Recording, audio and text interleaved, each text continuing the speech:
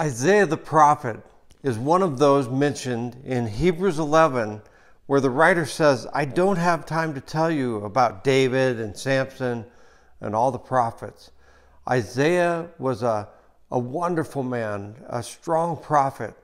But when he started out his ministry, he went into the temple area to worship, and he had a vision of God.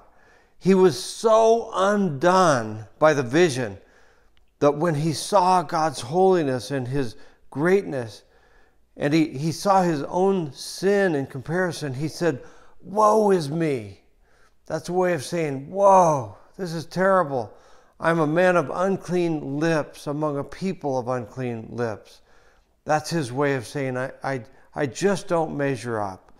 An angel came from heaven and in his vision took tongs from the altar of hot coal and touched his lips, touched the place of his greatest weakness, and he became a prophet.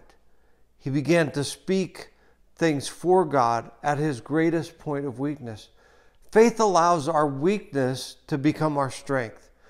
Isaiah was one of those prophets who said amazing things.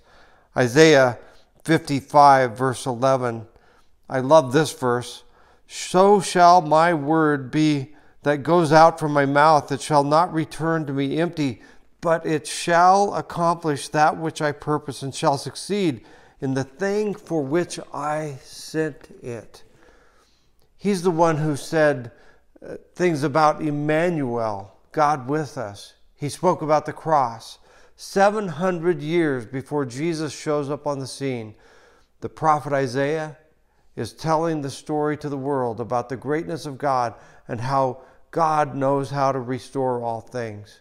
It's amazing when we think about how inadequate we feel at times when we offer ourselves to God as a living sacrifice. That's what the Apostle Paul said in Romans 12:1.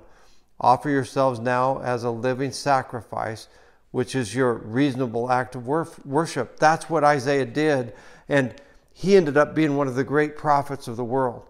You may feel disqualified because of something in your past or your sin or some weakness you carry. May you and I respond as Isaiah did and find that God uses us beyond our wildest imagination. Isaiah, by faith, became a prophet of God that he was used mightily. By faith, we too can be used mightily by God in spite of our weaknesses, so that our weakness becomes our greatest strength. May it be so among us, in your life and mine. I'm Pastor Tim, and this has been our one-a-day journey of faith. God bless you.